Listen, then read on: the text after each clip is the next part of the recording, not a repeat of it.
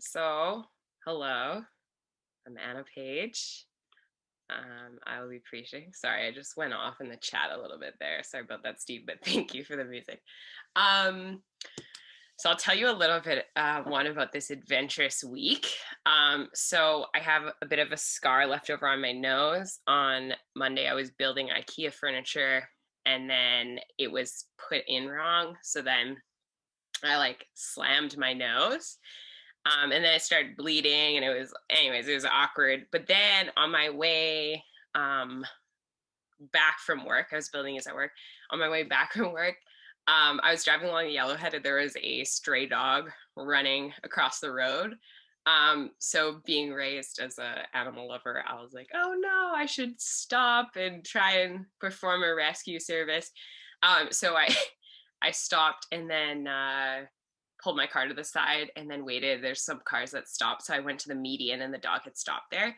So I grabbed a hold of it and it was fine for the time being where I was holding it. And then I was like, well, now I'm stuck in the middle of a median in a highway and I'm holding on to this stray dog. Like I should probably move it.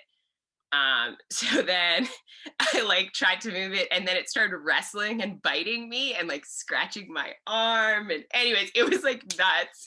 And I was like, oh my gosh, what have I gotten myself into? So then another guy stopped and he had a leash and he tried to get a hold of this dog, but the dog wormed out of the leash and he ran off. And then anyways, then a police officer pulled up. Anyway, so I'm wandering down the middle of like the Yellowhead median, and I'm just like, I look down and my arm's just bleeding, and I'm just like looking like this crazy person, just like wandering out of nowhere with this bloody hand. So a police officer pulled up and he's like, do you need help? And I was like, well, clearly.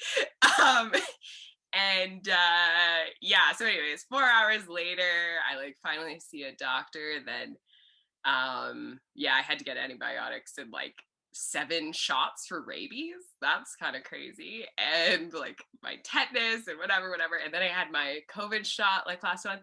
So I've gone from like not having any shots in the last number of years to 9 shots in the last month, which is kind of hilarious. So I can't really identify as an anti-vaxxer anymore. I never did, but if I ever wanted to, I can't right now. Anyways, so that's been this week. So I've just had a little bit of a little less time than I was hoping. I mean, you'd think in the waiting room I should have been able to prepare for a sermon, but I was too hungry or maybe rabid to do any of that. Okay. Anyways, I'm on Romans 12. I'm a little bit like a comedian, so I feed off of people's like laughter or their whatever. So currently I can see Neil, Todd, and Mark and Pauline. So you guys are gonna have to be at least some visual stimulus for me. Thank you. Yeah. Okay, so I'm talking about Romans 12, 9 through 21. So I kind of wanted to jump back into just like what where we're at here and like what's brought us to this point. So um, we're kind of Romans 12, like it starts off with this idea, and like Steve was talking about this too last week about not thinking so highly of ourselves. We all have different gifts. We use them for the purpose of loving and serving each other well. It's like individual gifts in the context of humility. And then this part kind of jumps into talking about the duties and callings for all Christians in community. Um, and so then we jump back even more and remember like that this is given to people who have been trying to form a new church. And they're a really, really mixed group. I remember a camp, being at camp this one time, and this guy roped off like the area of a floor, and it was really tiny. And he said, okay, everyone at camp get in this area and we're going to have our talk here. And we were all there and it was very close and uncomfortable. And there's a lot of junior high boys who haven't learned to wear deodorant yet. And you're like, I don't like this at all. And he's like, yeah, this is roughly the size of an early church like setting. You're just crammed in next to each other, really close. And so it's actually somewhat amusing for me to think about all these people crammed into this hot, sweaty room when you fundamentally disagree with the person that is like actually like right up beside you. And if I were to think about my sister who hates any form of contact with another human being, um, I can imagine her wanting to punch people out when it's not only people who are touching you and right next to you trying to do church together, but also people that you're like, I actually just don't like the way that you think about this Christian life, or that you're an uncircumcised psycho sitting next to me, and you're not wearing deodorant, so it's hard to know which one's worse. Um, and so uh, there's just so much like that Paul is addressing about this like judgment both ways, from the Jews to the Gentiles, Gentiles to the Jews, and then the Jews judging people for not fulfilling the laws of the Torah, and the Gentiles judging them for being maybe too enslaved to rules. They're they're feeling insecure because they're not from these great family lineages of faith or whatever it may be, and now they're expected to all eat at the same table. Um, and so Paul goes through Romans, breaking down the flawed views that people have of themselves and others, and he crushes their desperate cling to control, and their control over a God who, um, their cling to control of who God accepts, and pride over illusionary spiritual status beyond being sinners loved and redeemed by God. And then thoughts about what rules were best to follow, what people were more on track in their Christian expression, thoughts about getting worship right, who was getting it wrong, who should be excluded and who should be included. Um, and so it's interesting to say, okay, at this point, they're having this letter being read to them. And it's weird to think of sitting in a room just processing all this stuff that's been said to you already. So at this point, you're getting to the chapter and they're being told, hey, like we're all alike under grace. We're all alike under sin. You're not higher than another person because of this. You're not higher than another person because of this. Just kind of calm down. Like you're just equal. Um, and and so then you'd hope at this point there's a kind of a level of conviction that's coming, and a level of just feeling guilty over how they've been viewing a fellow follower of Christ as worse than themselves, and the weird games they've been playing and the social politics that keep kind of destroying community. And I find it very interesting the amount of focus that Paul puts on realigning people's warped views of one another, um, in order to also realign their warped view of God.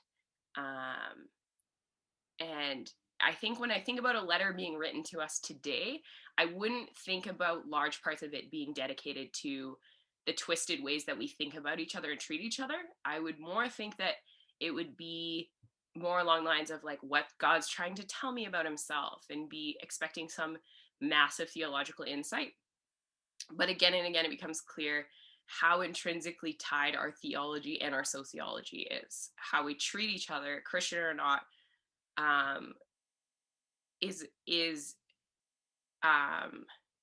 whether they're weirder than us or not, or whether they're more wrong than us, obviously, than not, um, is so tied to our relationship with God. And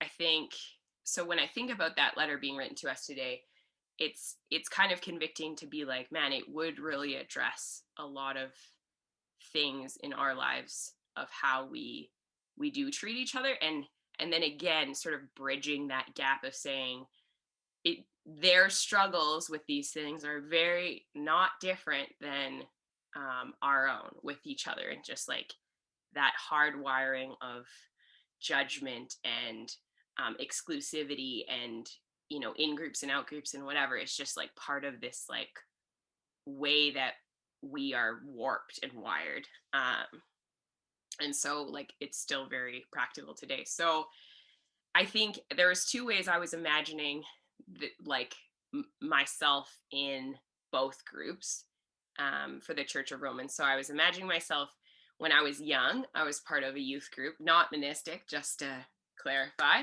And I was part of a youth group, and in order to be of status in the youth group, you had to be part of what I like to call the dynasty families. So sorry to throw out some names here, but such as the Gurnett's or the Tomlities or the Cashas or the Hoffs or you just had to be really good looking. That works too. And you were accepted into these very in groups, and it was kind of this weird mix of like a spiritual status thing. Like you were not only were you cool in the youth group, but you were like also like a leg up in the church too. Um, and there was just this weird, like you could see physical circles of people gathered. Like at the end of youth group, there would be a circle of people playing bumps at Spike that you knew, like they were okay, dynasty family, dynasty family, dynasty family, weirdly attractive person, dynasty family. And then they'd all be in this weird circle. And then the rest of us were like physically sitting somewhere else, like on this side watching it. And like, anyways, severely messed up. The youth leaders probably should have done a better job also, just throwing that out there.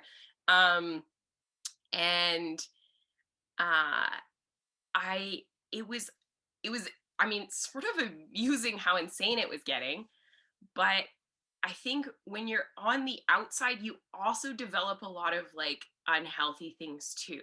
And so like I found in myself a lot of like bitterness and hurt, and then that reactionary judgmentalism that comes, and like self-hate. And I think I can kind of imagine Gentiles sitting on some of those things, that you're not also blameless when you're on the outside. You can definitely like play the victim card, but there's a lot of there's a lot of really negative things that you can start doing and sort of justifying, oh yeah, I'm excluded, but those people are just the worst. And like I hate all the Gurnett's, and whatever it may be. I'm just kidding. Gurnett's right there. You're one of the three people I can see.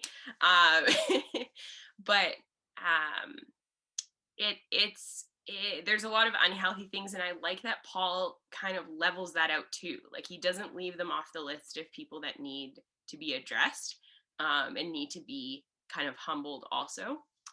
And then I've been on the other side too. I've been around Christians that I would perceive as like not my lot, or not really my kind. Like I've been part of a more enlightened in group, and they're extremists, like fundamental Christians or highly progressive Christians that I believe to have lost sight of the big picture. And I am much more moderate. I'm the Aristotelian mean, if you will.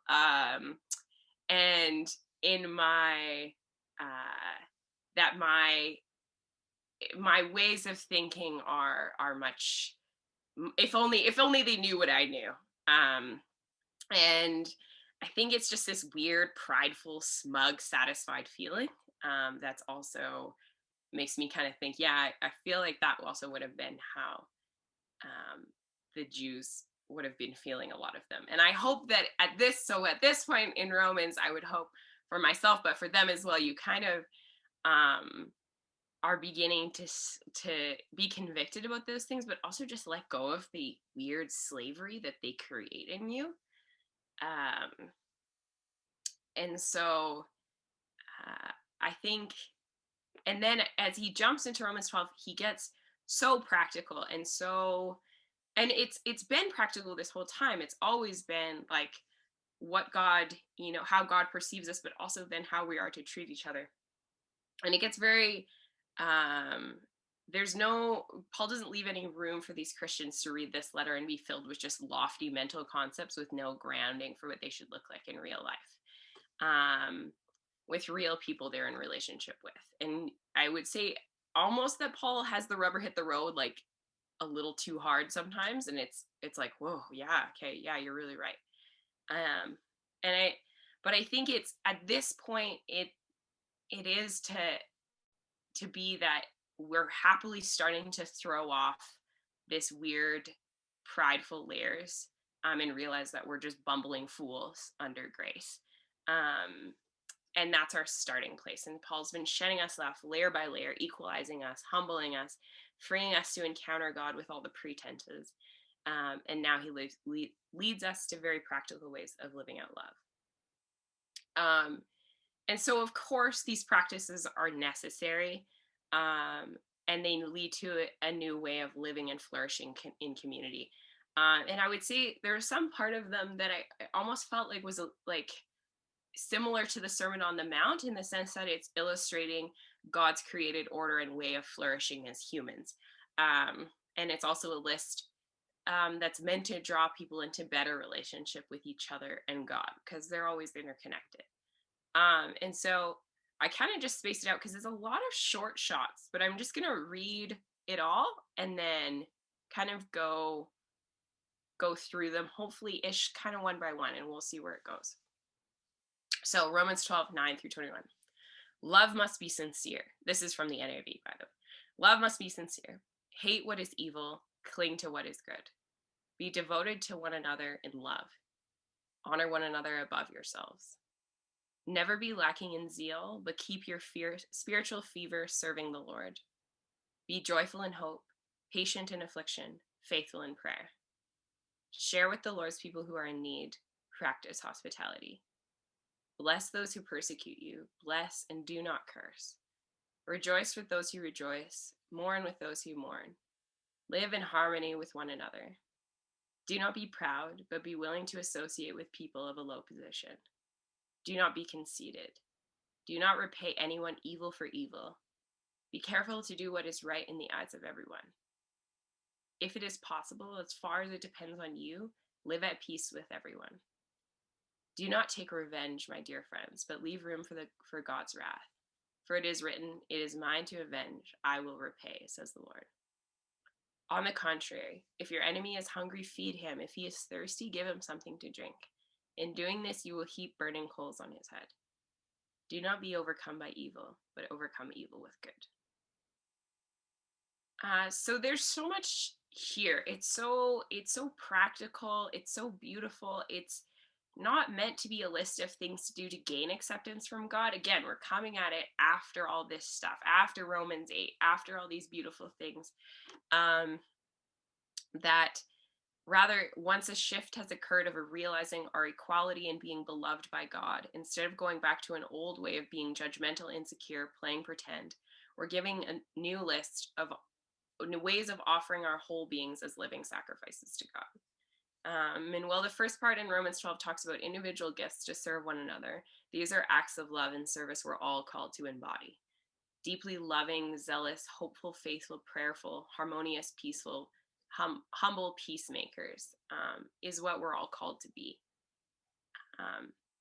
So I tried to, because it's a lot of short shots and you could write an entire sermon about like one specific thing. For me, I found it was really helpful just to go through and like message it up, if you will, rewrite like each of them and expand on it. And so it will be a little bit disjointed, but I think it already is. Like it's already not exactly, except for that it's just like practical ways of loving. It is just a lot of random things. So if you have your Bibles with you and whenever, you can kind of follow along where I'm at, but I'll just kind of read 2 bits and then talk a little bit and then read a bit and of each part of them. So this is kind of the beginning of the passage starting in 9. Love must be sincere. Let go of the enticing, entangling hypocrisy, the insecurities that find solace in masks that create hierarchies and exclusivities, the falsehoods that smile one moment and slander the next. Hate what is evil, cling to what is good. Hate those evil desires you find in yourself and in this broken, twisted society, those desires for power and control, for conceit over your reputation, concern over all over your reputation. Instead, be devoted to one another in love. Value others, whether you feel it or not, in a way that focuses on their inherent value ascribed by God's creation and love for them. Honor and value them in accordance to that view with all the selflessness that God is growing in you. So that one of my favorite C.S. Lewis quotes on love, he just says, the rule for all of us is perfectly simple. Do not waste your time bothering whether you love your neighbor. Act as if you did. As soon as we do this, we find one of the great secrets. When you're behaving as if you love someone, you will presently come to love them. If you injure someone you dislike, you will find yourself disliking him all the more. If you do him a good turn, you will find yourself disliking him less. Um, and I like when they talk about here of like the sincerity of love. Um, it it's not about us having to sit around and conjure up good feelings. And I think we all know this, but I know like in high school, this was a very freeing concept for me to realize I didn't have to feel loving towards um, everyone, but that it's still just an active behavior. Um, and another one, I'm just going to quote C.S. Lewis a lot because he's my most favorite. Um, he says, "You are told to love your neighbor as yourself. How do you love yourself? When I look into my own mind, I find I do not love myself by thinking myself a dear old chap or having affectionate feelings. I do not think that I love myself because I'm particularly good, but I just because I am myself and quite apart from my character. I might detest something I've done. Nevertheless, I do not cease to love myself. In other words, that definite distinction that Christians make between hating sin and loving the sinner is one that you've been making in your own case since you were born. You dislike what you've done, but you don't cease to love yourself. You may even think that you ought to be hanged. You may even think you ought to go to the police and own up and be hanged. Love is not an affectionate feeling, but a steady wish for the loved person's ultimate good as far as it can be obtained." Um, yeah, again, there's going to be very little transition between one thing and the next, but that was kind of my thoughts on this idea of just like this sincerity of love and just the clinging on to the good and honoring and valuing one another above yourself. Um, and then the next bit, never be lacking in zeal, but keep your spiritual fervor serving the Lord. In all this, passion still has a place, a mighty, zealous, passionate, erupting love for all created beings, and the work of bringing about God's vision of love to this earth. Do this work, this service of restoring shalom, wholeness out of passion and love. Serve despite not feeling that's passion, and serve that fashion in sickness and in health, in apathy and adoration. Serve in hangry moments and in the human moments. Serve until, God willing, it becomes habit and virtue. I remember I started reading After You Believe by N.T. Wright. And currently the first chapter is great. But he talks about this idea of things becoming second nature and from first nature to second nature. And so he talks about this idea that he compares it to Captain Phillips, who lands the airplane on the lake river, and how in that moment of crisis, Captain Phillips was able to perform this very heroic act and save a lot of people because of like all these small habitual acts that he's built up over time.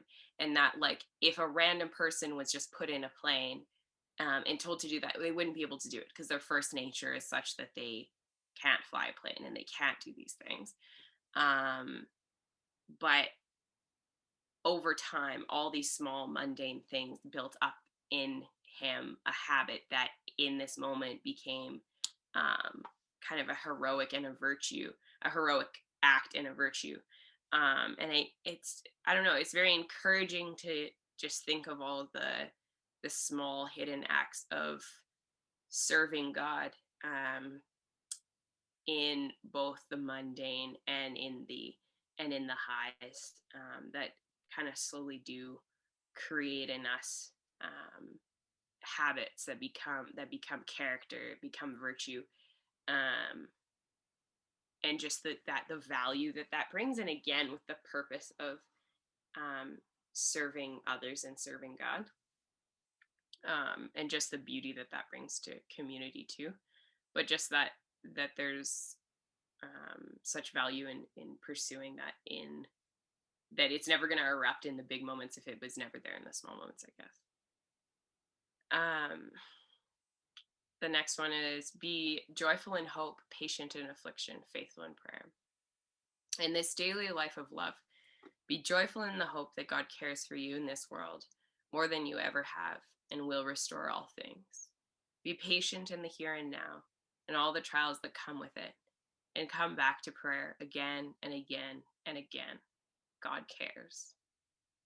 Um, I think I have to constantly remind myself again and again of the hope that God cares and will bring right where there's wrong, and that He'll restore people where I cannot. Um, Joy Ronald was telling me about how she like sometimes goes to bed and just prays like one word or like one prayer for someone, and I really liked that idea. And so I started trying to pray, just a prayer where I say like God who loves, and then I add someone's name. So God who loves Gary, God who loves Jody, God who loves Zilly, God who loves me, and then end it each time with like be with us. And I've really found it to be very comforting and really like changing to just help me think in lines of saying, um, that there's a hope that I can rest in for these people in my community. That there's a hope that God cares for them when I cannot, and to be faithful in praying over that. And again, I don't really know like fully how to pray all the time, and I don't fully know how to be faithful in that. But trying to kind of take that up, um, to God, and be able to kind of let go of my level of control in that, and choose, to be joyful in hope, and choose to be patient in the process for myself and all the other people that are undergoing kind of suffering in that. Next one is share with the Lord's people who are in need, practice hospitality. Pour out what you have: time, energy, gifts, money, food, a listening ear to all who need. Welcome people into your life in all its messy brokenness and be present. Invite without regard to reputation or annoyance. Open all your resources. They've never been yours to begin with, to be instruments by which you can bless your community. And this hospitality bit, I think, is so key. I think hospitality and community, it humanizes ourselves and others to people, when we kind of invite people into the messy, uncomfortable places of our lives, um, and allow them to kind of do the same. It also is like, just from a kind of a psychological point of view, like when you actually get to know people more, you find more commonalities, and it's a lot harder to like judge them and hate them. Um, and I think too, like it's we we are a lot, my personal perspective, we're a lot less rational than I would say we love to think of ourselves as. We're a lot more like emotively driven. And I think hospitality taps into this so well in saying that like we're allowing people to come into a place where they can feel tangibly loved. And then from there, it can enable them to better accept and experience God's love.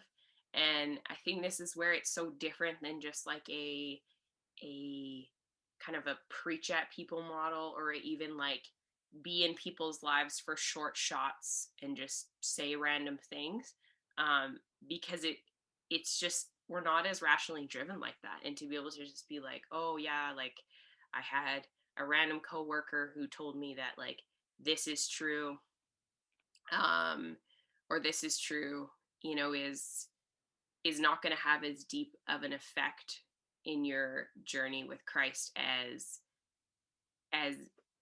being invited into someone else's life and their home and their space and their time.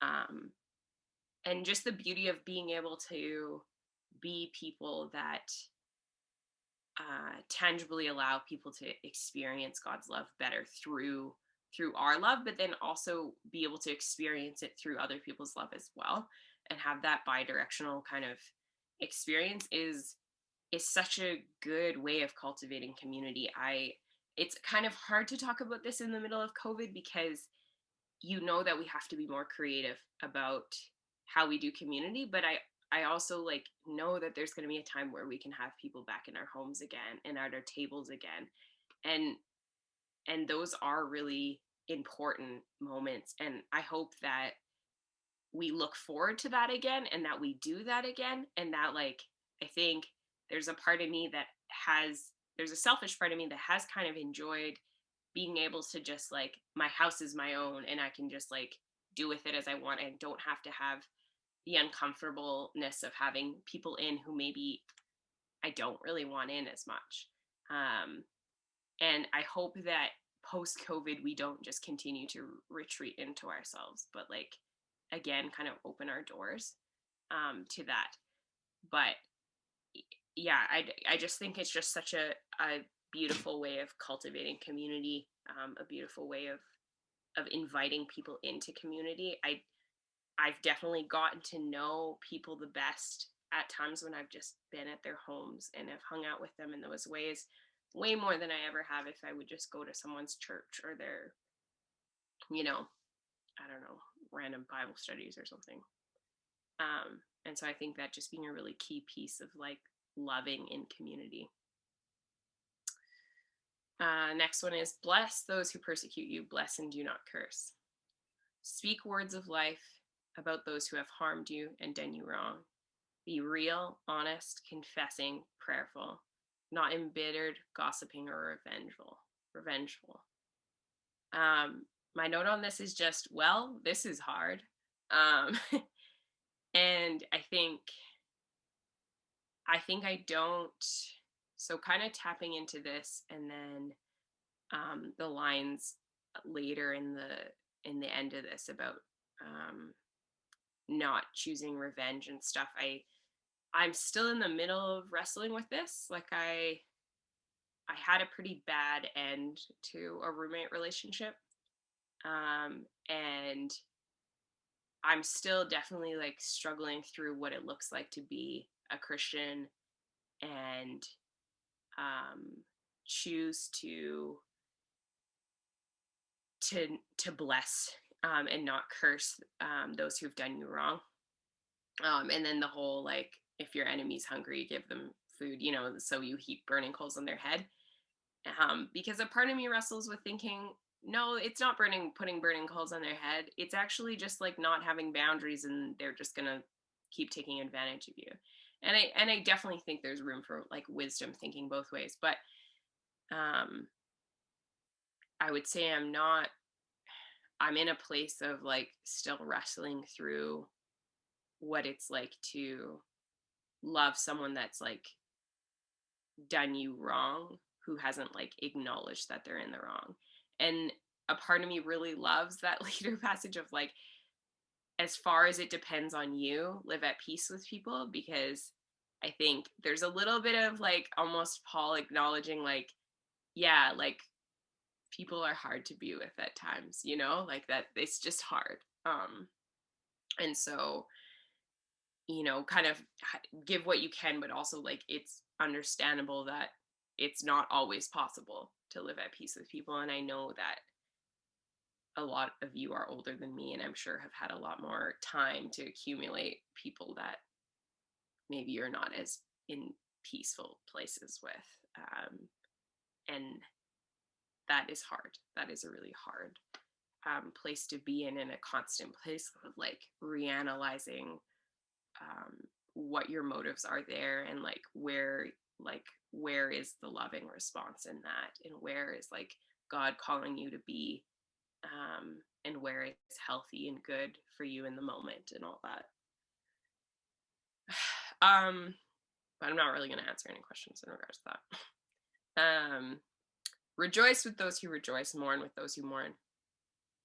Journey close enough to one another to be familiar with the burdens they are bearing and the joys they experience, and walk with them in it. Through the multifaceted, multidimensional experience we call life, rejoice with those who rejoice, mourn with those who mourn. This is human life. We need each other in all parts of it.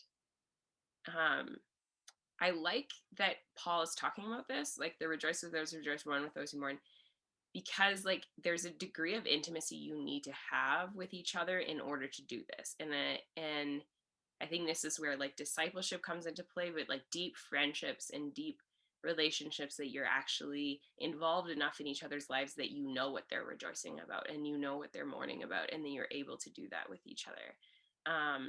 And it's hard to engage into that depth of relationship with people, and it's hard to have that degree of vulnerability in order to even allow others to mourn with you or to rejoice with you, um, and then turn and do the same.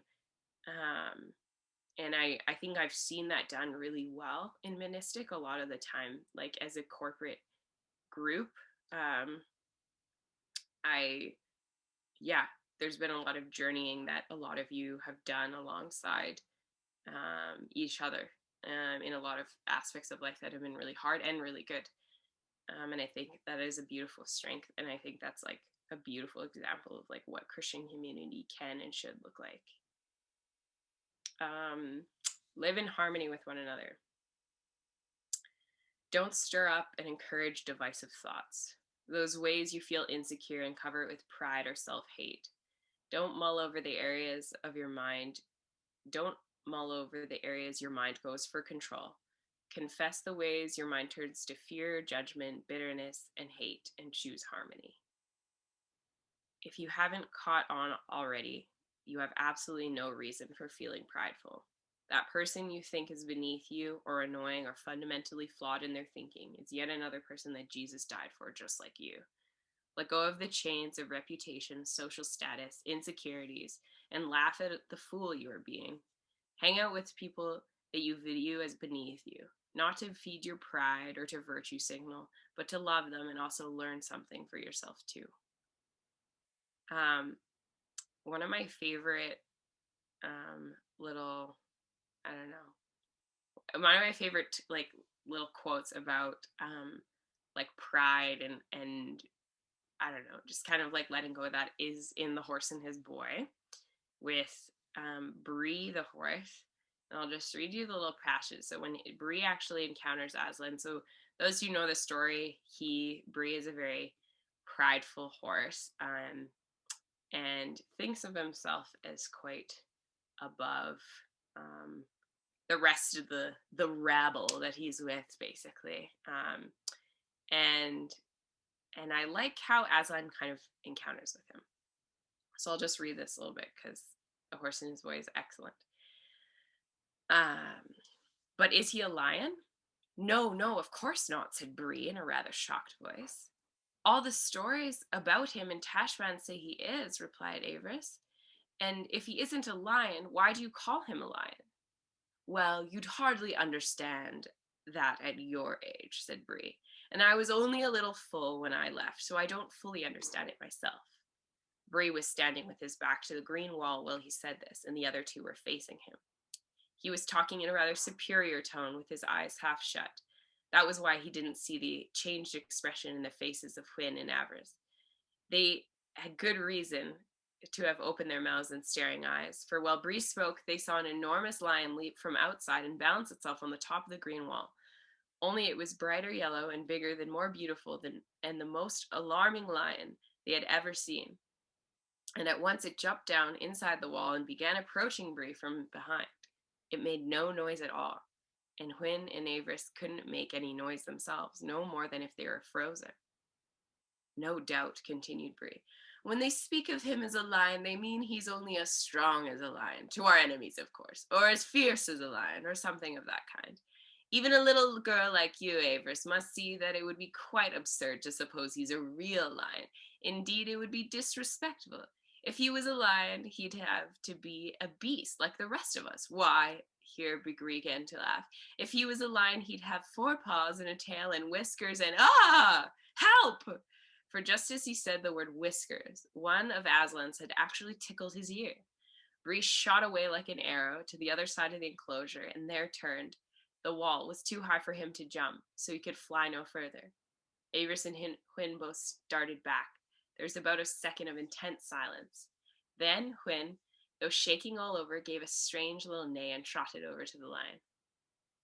Please, she said, you're so beautiful. If you may eat me if you'd like. I'd sooner be eaten by you than fed by anyone else.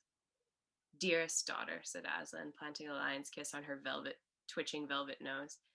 I knew it would be not. I knew you would not be long in coming to me. Joy shall be yours.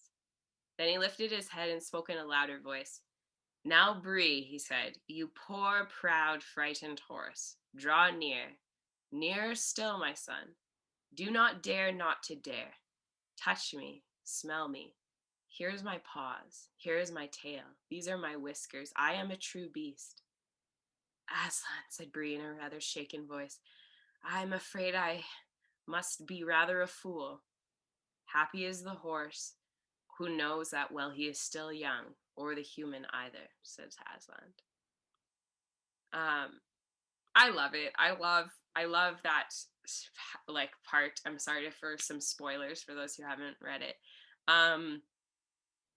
But I love this idea of just Bree has viewed so many things beneath him and has viewed his theology as the greatest and has viewed his, and it's all the markers of pride, and I identify with it a lot. And I like that Aslan almost adds a little bit of humor to it and just says like, yeah, you've been a bit of a fool, but just like be happy you realize that. Be happy that learn from that and learn from it while you're young, that you are a fool and just let it go.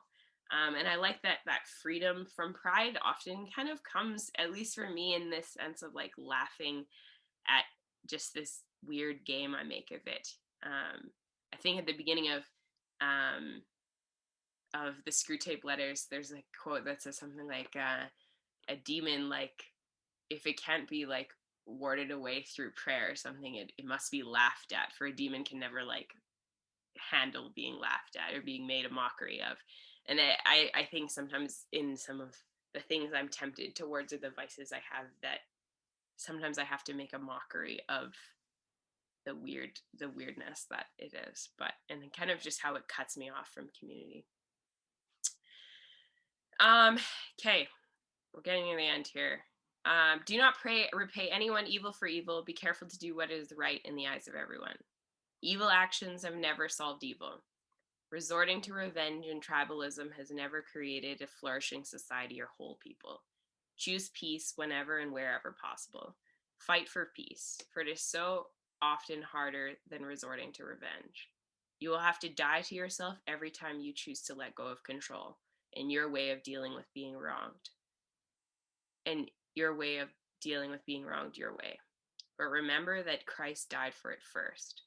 The wrongdoing is against God before it is you. Christ chose to die in order that grace might permeate. Don't intercept that stream of grace with your own plans. Every time you die to yourself, you also, like Christ, will be raised again. Do not be overcome by evil, but overcome evil with good. Do not let your body be taken over and bested by evil, controlling every action and desire, enslaving you to it. With the strength of God in you, choose good. Though the wrong is oft so strong, God is the ruler yet.